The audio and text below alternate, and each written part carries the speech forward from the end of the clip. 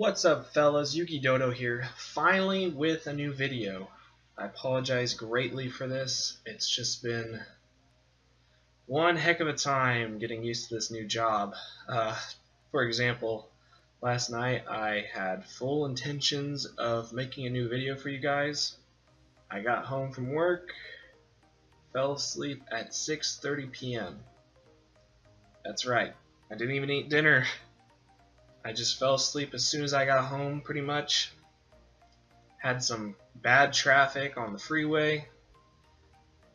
Just hasn't been a good week, but finally got my first paycheck, and everything's good in the world again. I can start making videos for you guys. Hopefully I can start doing it during the work week as well, instead of just on the weekends.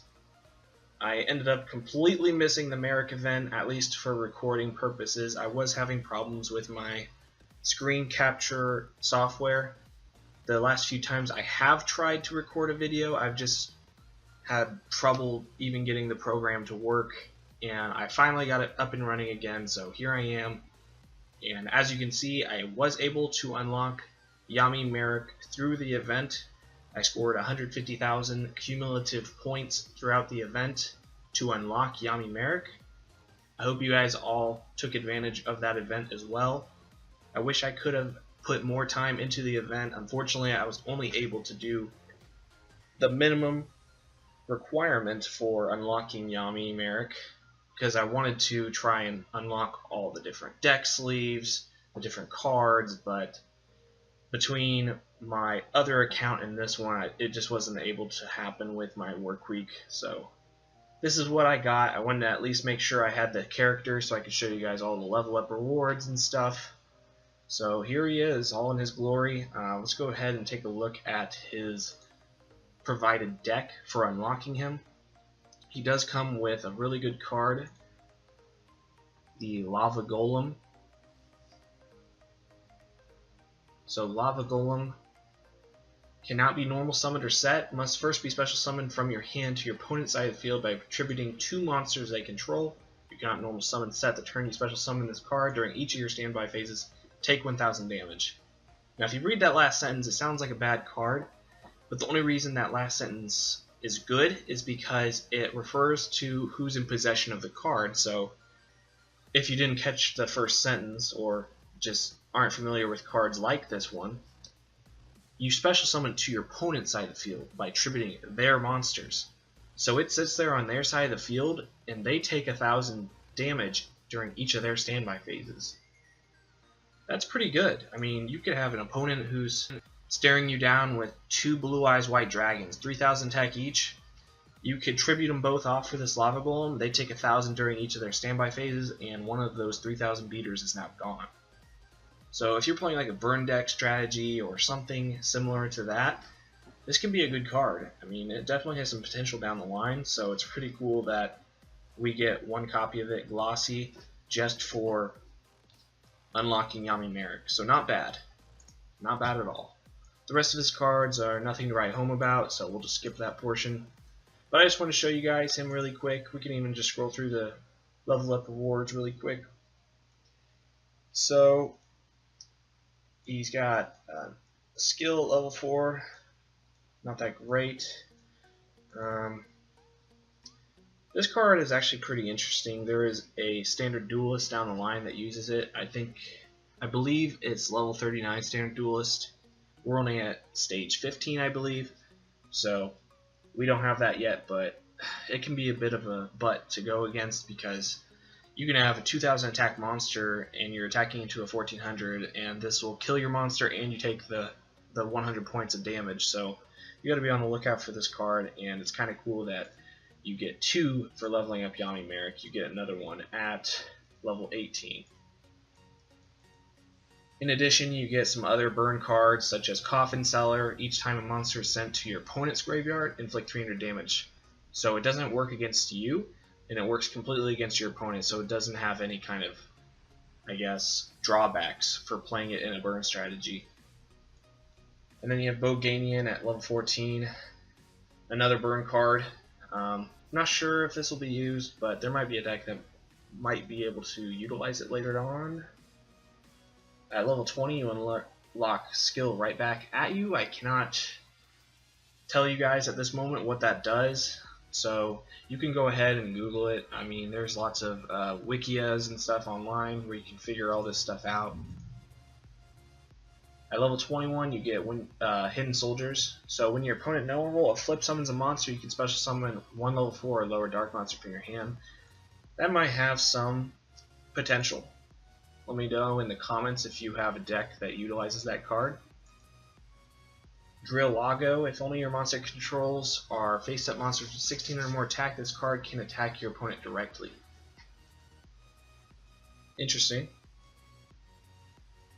Alright, so his level up rewards aren't that great. At least nothing to this point has really caught my eye. You get a revival gem there, which you get for other different legendary duelists, I believe. Legendary Fiend. During each of your standby phases, this card gains 700 attack. It's a 1 tribute monster with only 1500 attack, and it has to survive one of your opponent's turns. I would say that's not very good. Level 38, you get a Lord Poison. I think this card actually could be decent in our Naturia deck.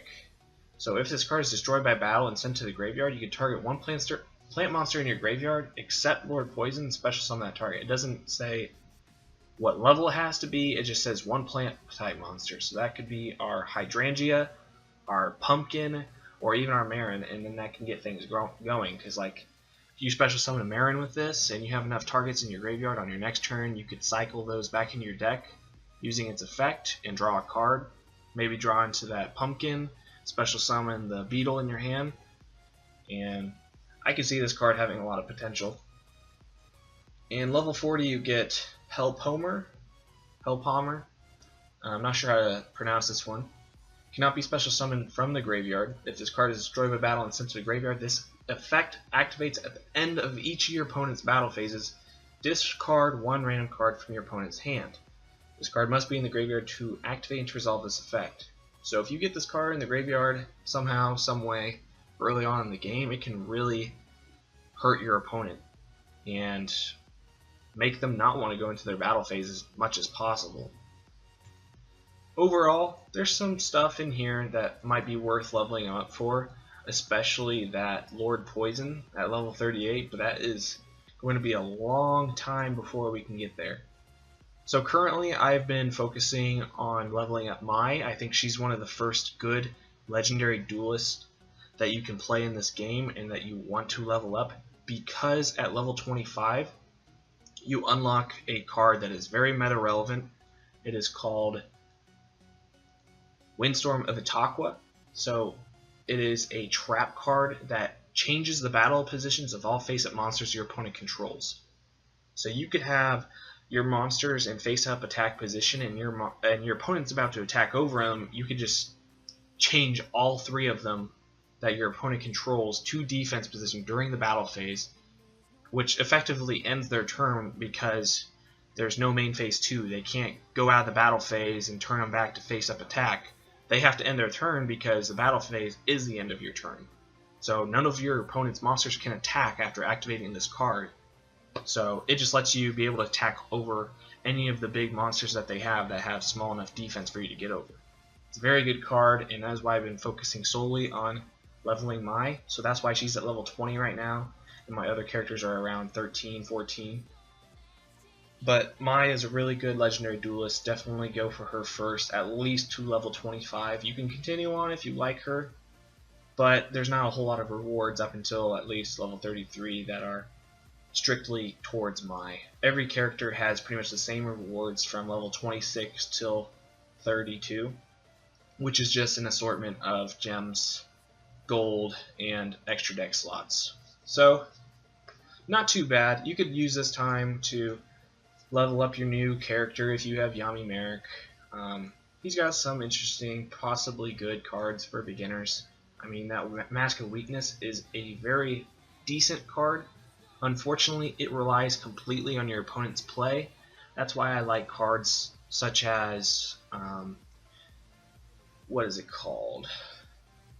Attack Gain, like Reinforcements. It's a 500 attack gain. so you can either use it defensively or offensively. This card is completely defensive. I mean, yeah, it's completely defensive because you have to target their attacking monster. With reinforcements, you can use it on your monster, you can use it on their monster. Really, it has a lot more options. This one is a little bit one-directional in the way that you can use it, but it is a very hefty loss of attack points. 700 can pretty much put anything into damage zone. So if you want to do that, I wouldn't say that's a bad idea. You get 2 of them by level 18, and you can level up characters really quick. I mean, I just unlocked Mai in one of the last 2 episodes that I've done, so I'm already at level 20 with her just from doing my standard duelists and legendary duelists in Duel World. So not bad, guys. Just go for it. But now that Marik is over, the new event that is going on is Elegant Mai. So as you can see over here, we have an Elegant Mai drop. So Elegant Mai is just like the Super Joey event, and she has some pretty good victory rewards, I think, from what I've heard. So she has a new ritual card, Swift Birdman Joe. Is a 1 tribute monster. If you tribute summon this monster by tributing a wind monster, return all spell and trap cards on the field to the owner's hands. That's not bad. If any of you guys are familiar with the Yu-Gi-Oh card game, this is basically, man, what is those card names? I cannot think of them whenever I start the video. It's not Heavy Storm, but the other spell that is banned currently that lets you return all spell and trap cards on the field to the owner's hands. So that is that card in Swift Birdman Joe, as long as you tribute summon using a wind monster. Sorry. So that's not terrible. And we have another ice barrier. The last set, the electric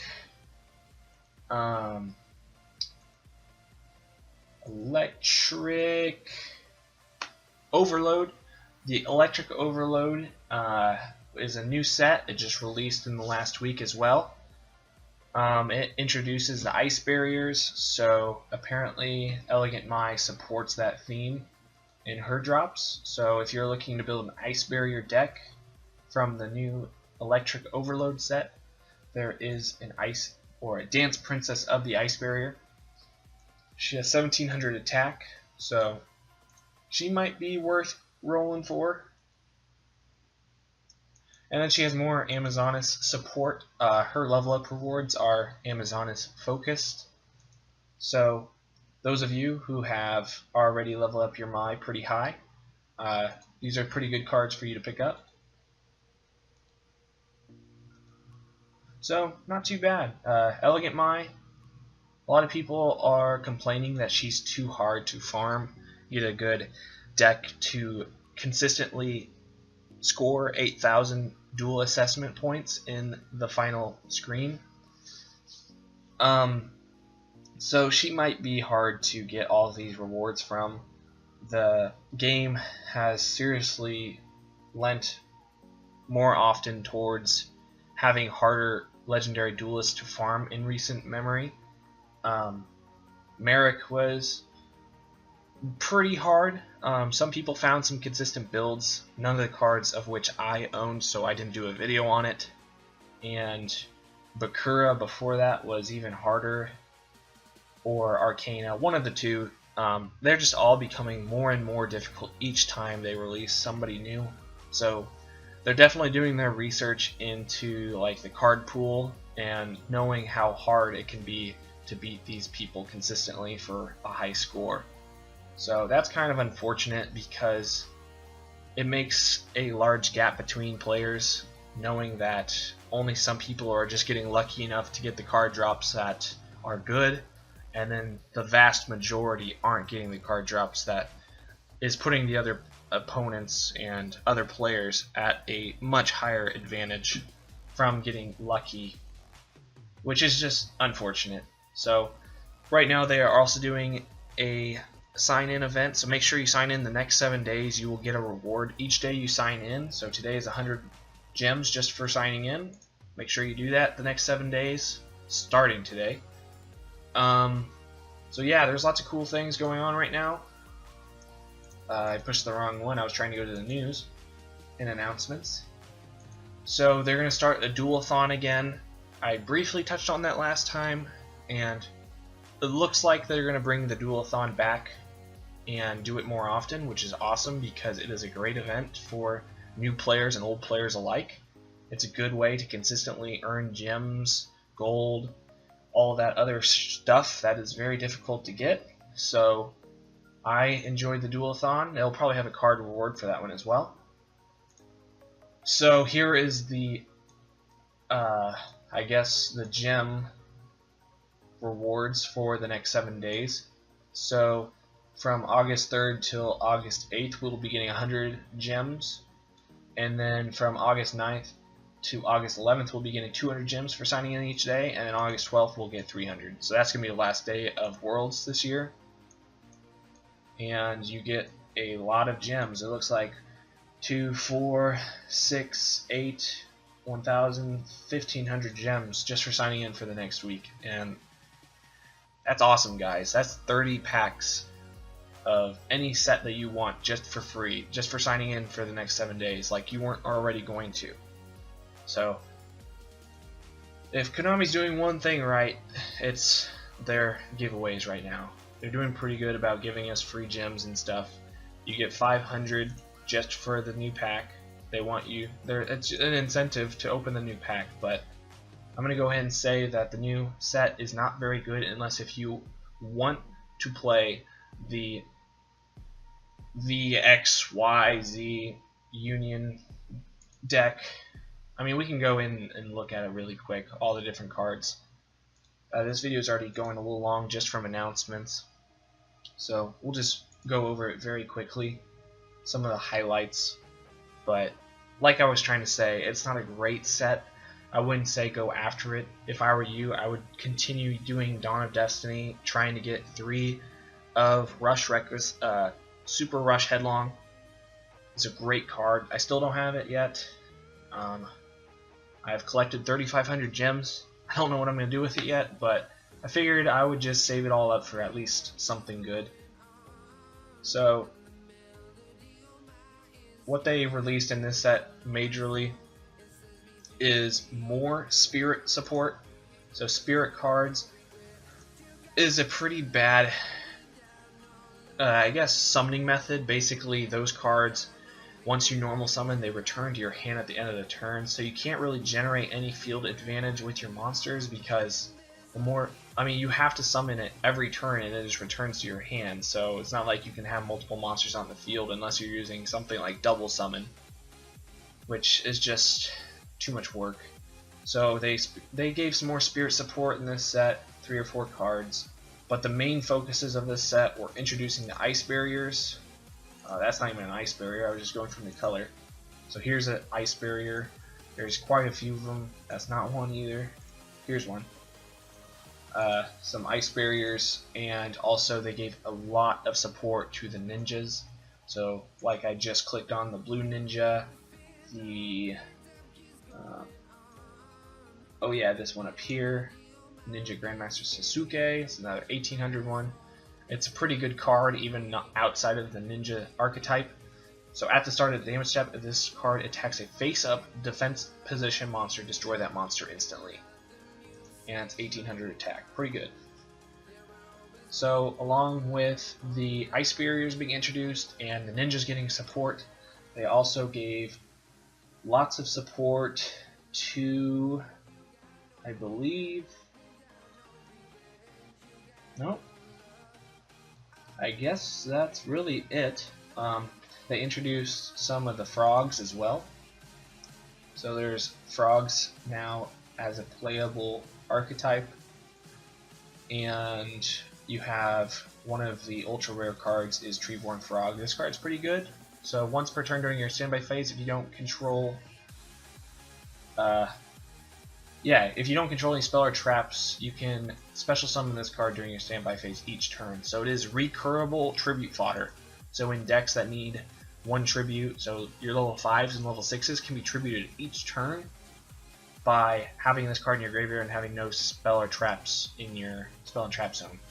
So it's a pretty good card. It has been very meta relevant in the Yu-Gi-Oh card game, and I'm not sure what the meta is kind of going towards right now since this new card pack drop.